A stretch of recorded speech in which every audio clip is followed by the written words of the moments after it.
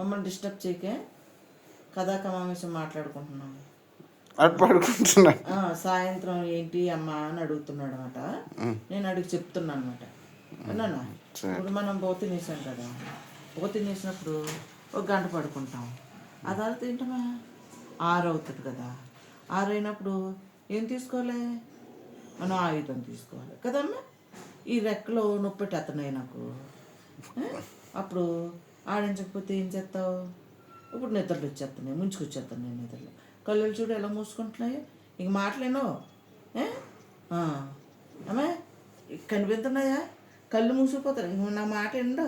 అవును, అలా కూర్చోబెట్టి మాట్లాడితే పడుకున్నట్టే కదా.